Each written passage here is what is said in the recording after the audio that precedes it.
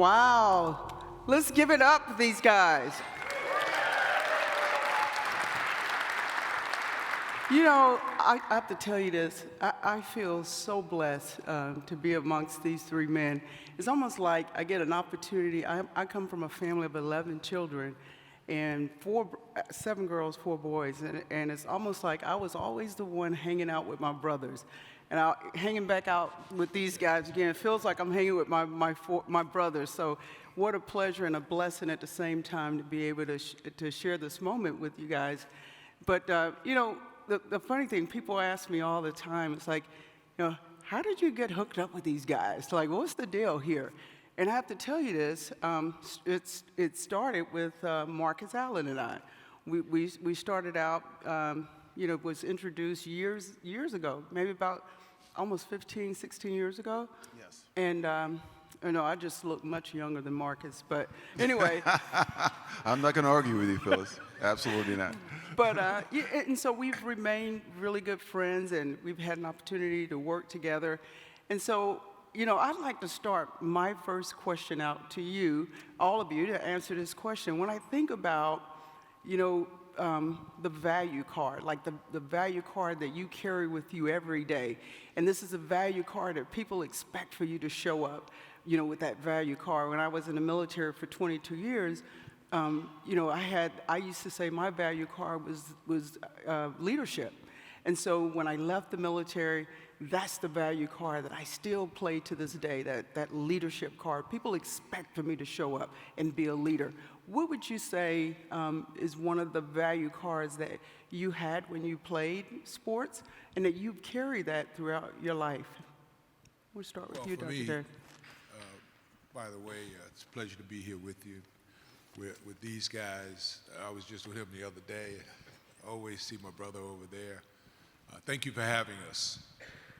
I think my value card probably falls in the lane of consistency. I've tried to be a consistent individual. Usually I was always captain of the basketball team or the baseball team and played a little bit of football. That's another story. But the value was they could always count on me.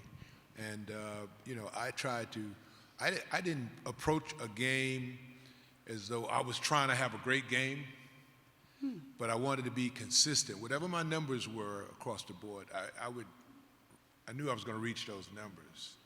And there's some nights in which I was going to surpass those numbers by a lot, and that was going to be a great game.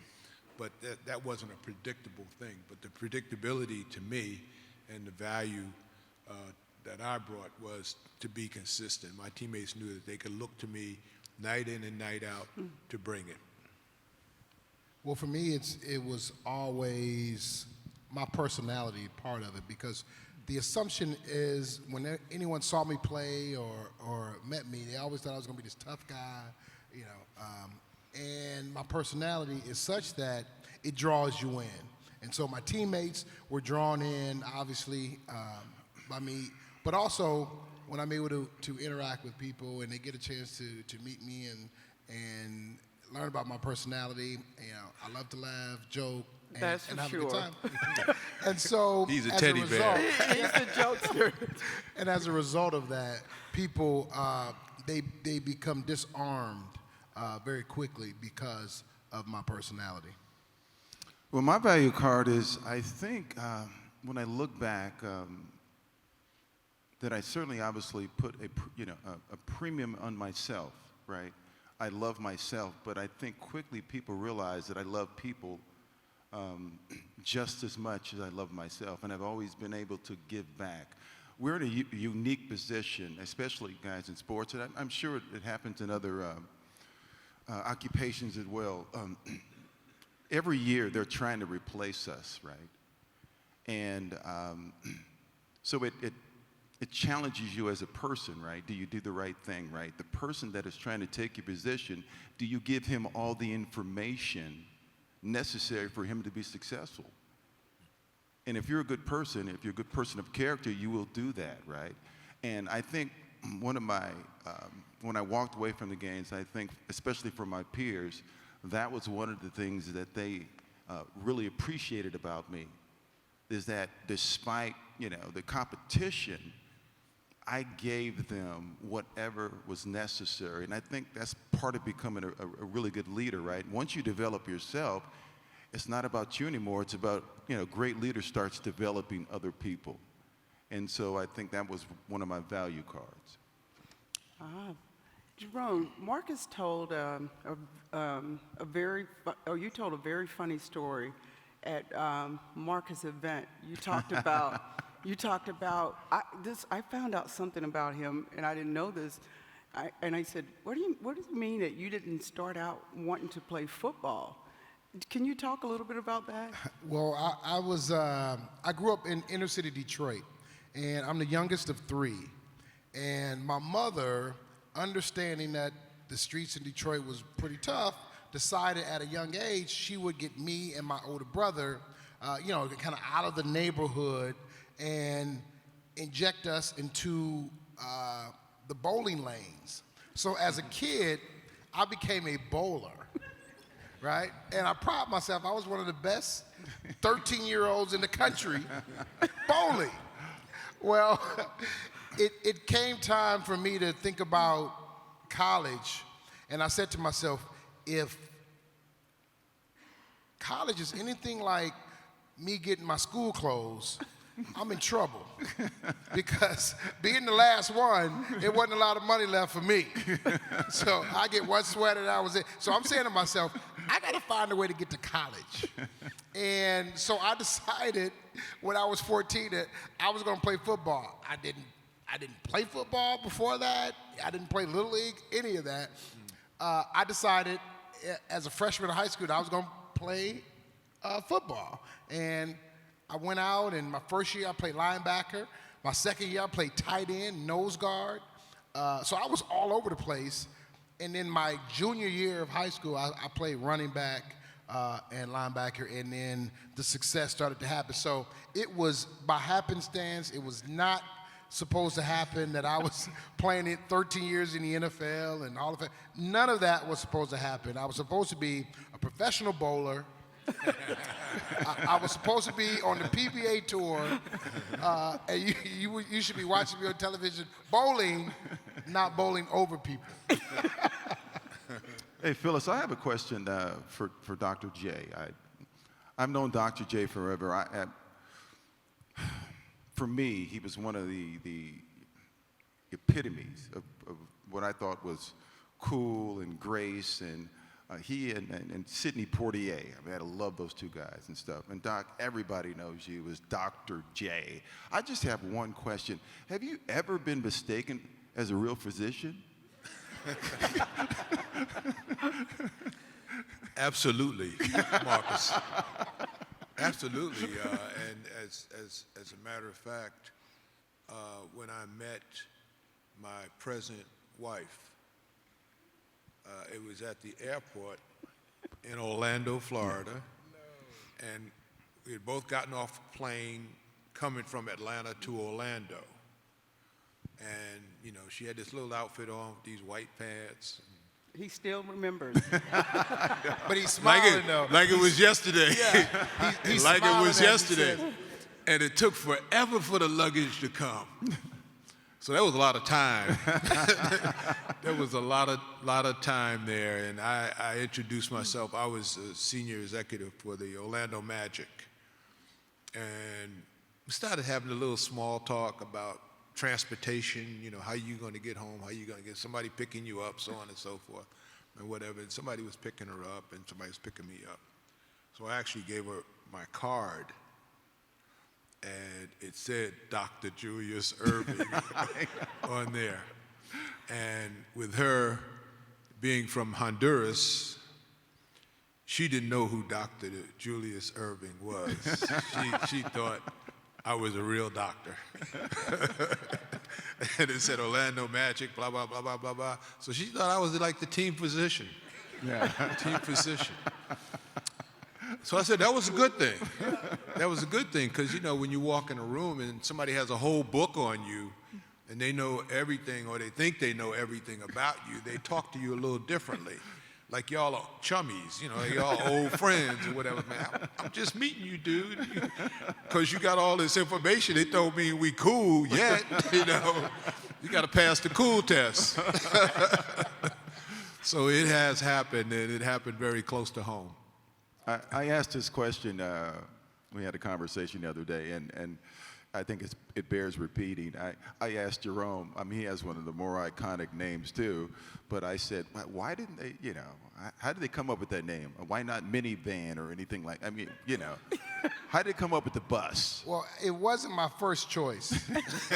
I mean, I would have loved something sexier like the Corvette or something, you know, the heavy Corvette, something, anything better than the bus. But what happened was when I went to the University of Notre Dame, and when I was at Notre Dame, there was someone in the student body newspaper who wrote an article about me, you know, taking guys to school or whatever. And so the student body came up with, and they started chanting, "Nobody stops the bus."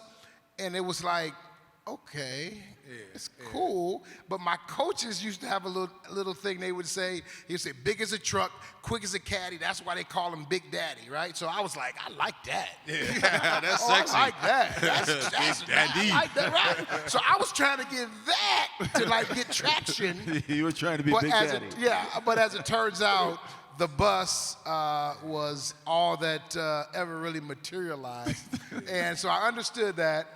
But I was conscious of that from a branding perspective, and so I trademarked it on the marks and logos. So I've been able to benefit from it, and I do like it now. You're the but, only one. But early You're the on, only one. I was like, man, give me something. Let me ask you, What's his nickname? what's your nickname, Marcus? I don't have one, guys. Well, I can I've tell never you. heard anybody call you anything no, other Marcus. than, well, you know, they called you other things other than Marcus. Absolutely. But not like a cool nickname. Right, not a But you bad know, name. you cool though. You are cool. Hey, doctor, I think Phyllis had a question. Go get him, Phyllis. Well, here's one I'll ask. Who have been some of the folks that have inspired you, you know, in your early career and even today? I'll start with you, Well, Dr. basketball-wise, when I was 15 years old, which was 1965, for those of you who want to do the math, I'm 72.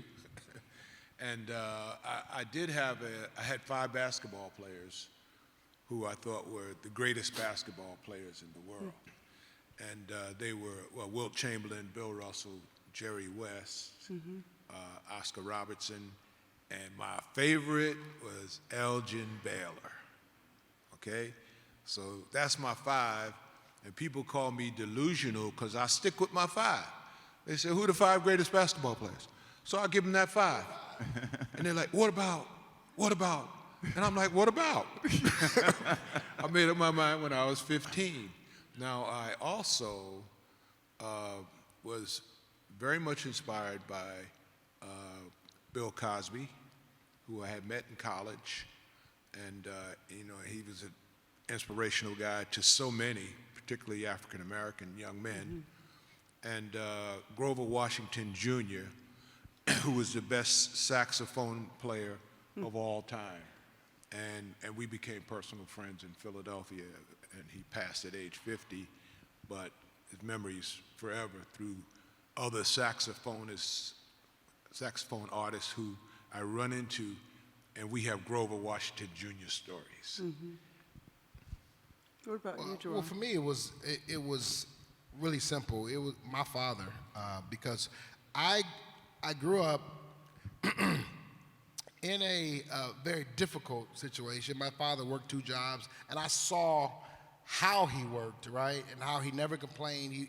And so I developed my work ethic from him, seeing him every day. I lost him some years ago, and so I kind of modeled how I became a father after him. The things that he did, the information that he passed on to me, I find myself regurgitating that same information, saying to myself, "Are you nuts?" But he was such a wonderful man and really gave me my moral compass. And so he was he was the person that I emulated growing up. As a football player, again, I didn't know much about football when I started playing it. So there was one player, being from Detroit, that played against the Lions all the time, and that was Walter Payton. I got a chance to see Walter Payton from afar, and was a huge fan because he wasn't the most talented guy. He wasn't the fastest. He wasn't the strongest. He wasn't the biggest. But he had a mental toughness that nobody could break. And that's something that I added to my game, and I wanted to do that. And so for him to, we were playing Chicago one day, and he came over to the other sideline to say hello to me. I just felt that was such a huge thing because as a kid, you watch him, and then for him to come over and acknowledge me and my skill set, I was very appreciative in that moment. For me, like Jerome, I didn't have to look any further than the dining room table for my role model. He was there every night. Matter of fact, my parents have just celebrated their 63rd wedding anniversary, so I'm very, very fortunate. And then a part of that village in the space that we're in athletics, I mean, coaches, really coaches. My high school coach did me such a solid. At the time, I didn't know. I was a defensive back, and I admired Jack Tatum, and I wanted to hit people and stuff, and he wanted me to play quarterback, and I went under center as I was told. I really reluctantly did that, but I fumbled the ball 8 times in a row on purpose, and he kicks me off the team. I'm the best player in San Diego, and he kicks me off the team. And not only did he do me a favor, my dad did one as well, because when I went home thinking my dad was going to be livid, he said, "That's between you two." So I had to go back and apologize, and I got reinstated. And the fact that I played quarterback, we won the city championship. But the fact that I played quarterback, when I went to USC, and they saw me run the ball as a quarterback, I should say that. But when I went to USC, which was tailback university at the time, everybody who wanted to play running back ended up going there, wanted to go there. All the running backs behind the starter, Charles White, were hurt. And so guess who they asked to come over? They asked me to come over. And that was only because they saw me run the ball as a quarterback in high school. And if I didn't, if my coach didn't see something in me that I didn't see in myself, that probably wouldn't have happened. And then there's John Robinson, who to me was like at USC was one of the greatest teachers, psychologists, motivators around. Guys, he never mentioned another university while I was there, right? He didn't say Notre Dame or, certainly not Notre Dame. There were not much. Of course.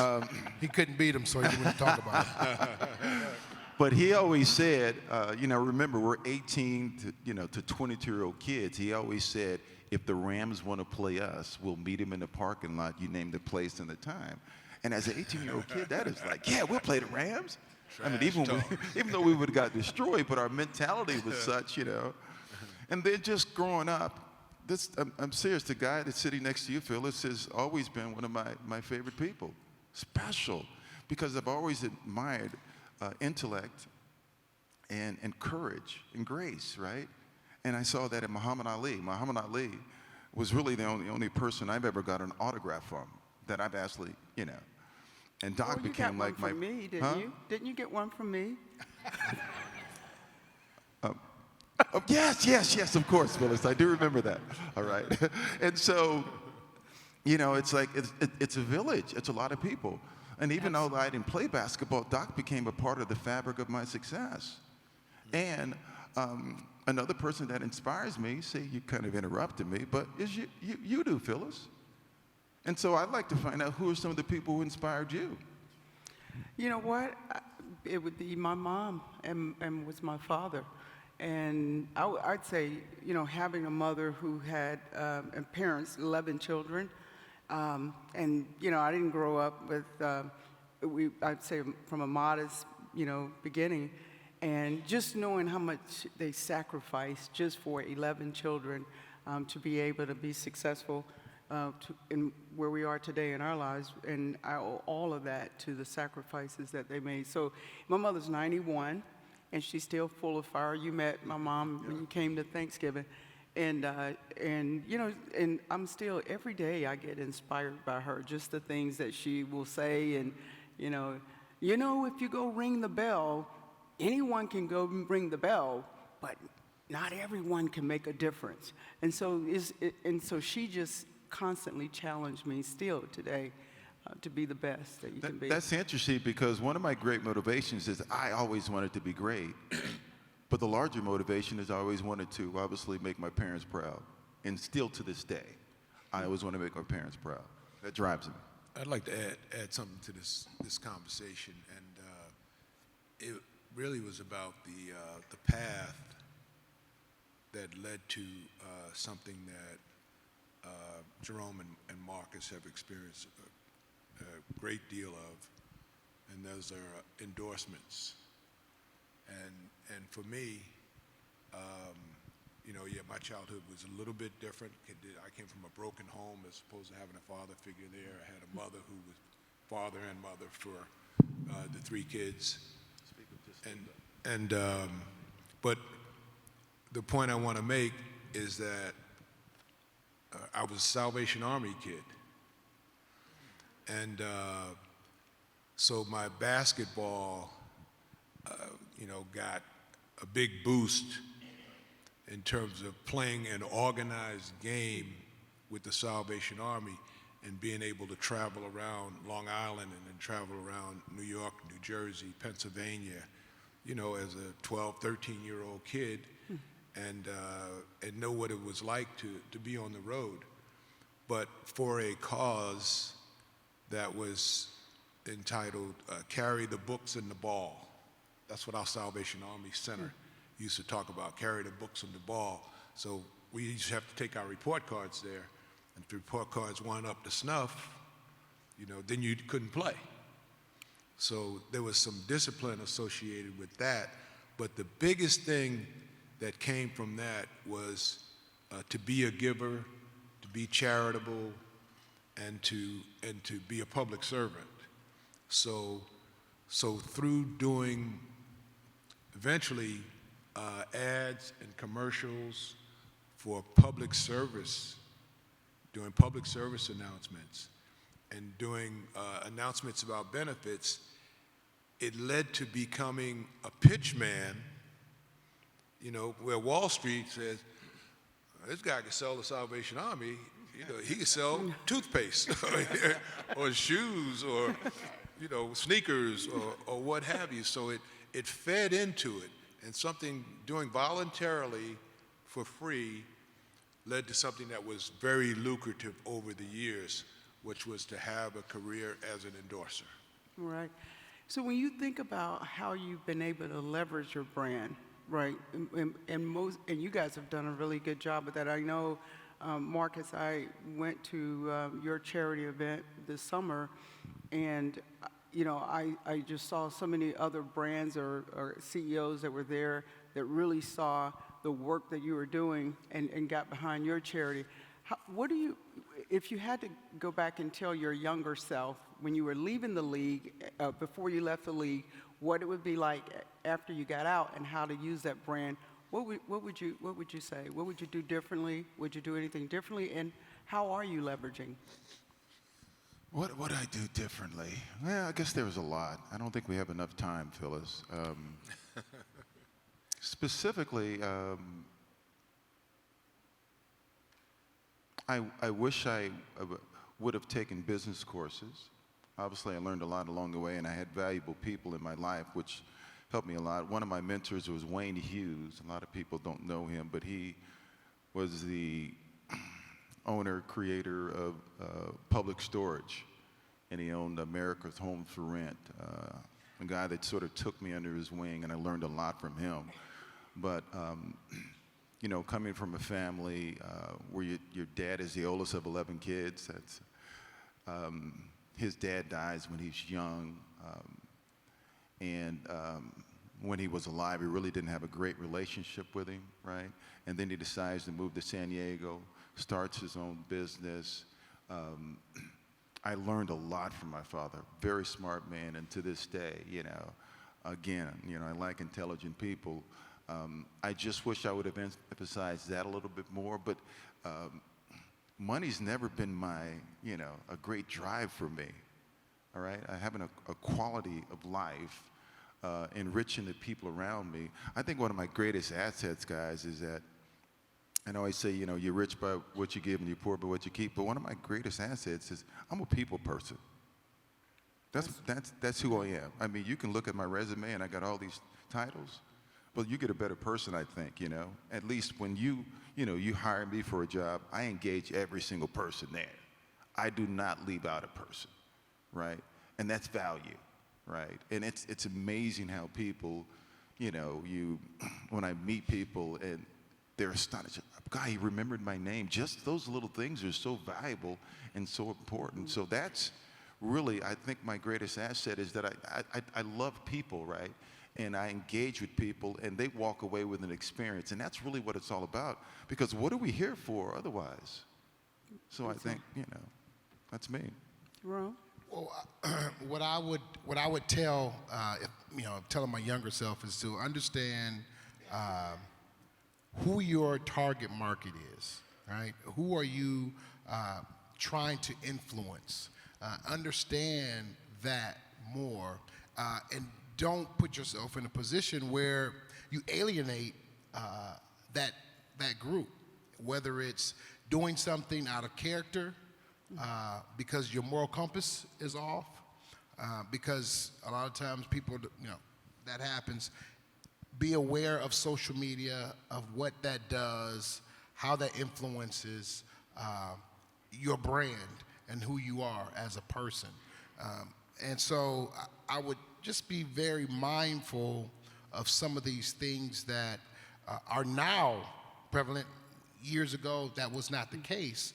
And so you have to be very conscious of what you're presenting to the public, because a lot of times, you know, I try to tell young people that you don't. Social media doesn't take a day off. Okay, oh, I'm you know, it's my birthday or I'm celebrating. That doesn't equate in this new digital world that we're in. And so you have to understand that everything that you present, okay, is telling a story.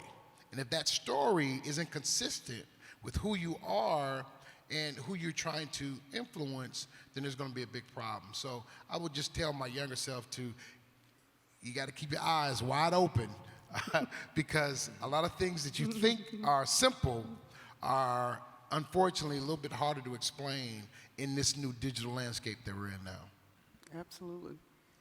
Yeah, for me, I would say to young Julius, take equity instead of taking cash.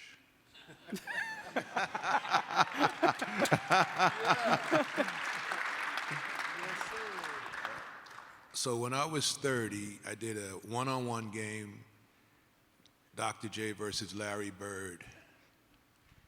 And he took $15,000 in cash, and I took $15,000 in stock. I still have that stock today. I don't think he has that $15,000 in cash. So I won that one in the Battle of the Giants. And I think for all of us, we've always had enough cash to deal with our food, clothing, and shelter needs. And if we had taken equity instead of cash in 50% of the situations that we've been in, the dynamic on our financial situation would be a lot different. Not that they're bad now or whatever, but it'd be a whole lot greater, a whole lot greater with that equity. So a younger Julius would have gone that route earlier. And it was probably when I was around 50 that I started doing more of it and started seeking equity. So I have equity in, you know, the boards that I've been on. Over the years, I've been on maybe a dozen boards, so I still have stock shares in those companies, you know, which is good. But to realize early enough and do it early enough would be the big differential for me. Do you think most athletes today, based off of where the lessons that they have learned, because I know you mentor a lot of these younger guys. Do you think they take a lot of your lesson learns and have actually bettered themselves as a result of that? I'm not quite sure. They're making so much more money now that, I think, they feel their lives are taken care of. Obviously, there is making money, then there's building wealth. I don't know if we know how to build wealth. That's something that obviously you're really good at, right? Because obviously, that's one of the reasons that, we're friends, but I'm also in your family office because I want to build wealth and it's never too late. I was one of the 4 players, guys, I don't know if you know this, that sued the National Football League for free agency. At that time, and my salary when I first came in the league was $150,000, and that was actually a good salary. Today, it's ridiculous, right? And so, but that was several years ago, and you can still parlay that into something special. But I would think that most guys they make so much more money now that they think they're set, when what we always talk about is generational wealth. Mm-hmm. We're always talking about passing on to our kids, all right, and our family members and stuff, and that's really what drives me today. I have an 8-year-old son, guys, and I tell myself every single day, he did not ask to come, so I owe him everything. I owe him everything, and so I certainly want to put him in a position that he has to, lack for nothing, and that's part of what you and I always talk about. So, yeah, I think we are getting close to time, so I think we're going to open it up for a few questions.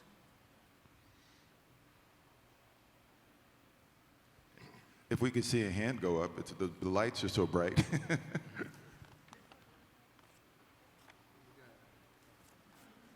With the white glasses? How you doing?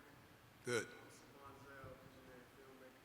I want to ask you a question more about how do we obtain generational wealth? And it's not something that, like my mom, 70 years old, retired, she don't understand generational wealth. So how do we understand generational wealth and speak to our older parents with the knowledge that we have today? Phyllis, could you? So you're saying how to use, We approach our older parents that's 70 years old with the knowledge that we know today, the younger generation. yeah, I think, it's like me having a conversation with my mom who's 91, who sometimes says, that's too much money, because her journey has been very different than the journey she provided for me. But it is sometimes taking the opportunity to educate and taking the opportunity and having the patience to do it. And I know through my family, we really focus on educating the generations, the next gen, because I think it starts, in order to get generational wealth, it's really part of understanding how to even transfer that, right? And so, but I do believe that it starts early, and it starts with the education, and that's for any family. I think it's also an ongoing process. There's not just one thing that, that's it. That is that aha moment. This is what I need to do. It's an ongoing process, just in terms of how you invest, what you spend, what you make, how the buckets, and go along a path and find a path that you're succeeding on. Mm-hmm. And even if it's not 100% successful, make sure that the percentage is 80%, 90%, or what have you, because, if you're going to do any investing of any kind, you're going to pick winners and you're going to pick losers. And if you go with the stock exchange, that in the small print right there, they say this doesn't guarantee that your money is going to make money.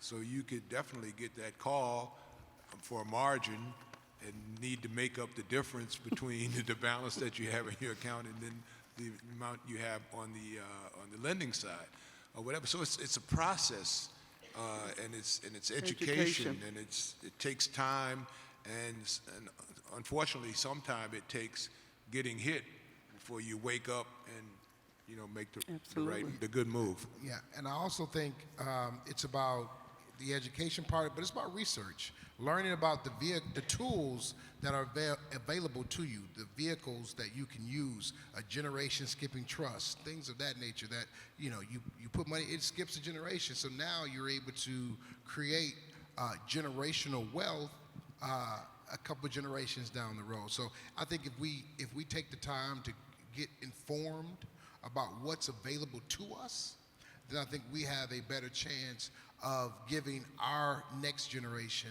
a better starting point. And I think our parents would have loved to have given us a better starting point, but they were able to do what they could at that time. So now it's up to us to spend a little bit more time, a little bit more energy researching, finding out what tools and what vehicles are available to us so that we can help provide generational wealth for the next generations going down the road. I agree with Jerome. I think there's always two types of people, those who know and those who don't. And the ones who know the most, they have to pass that information on. They have to. I think we have one. Allison is saying, wrap it up. So I think we got one more question.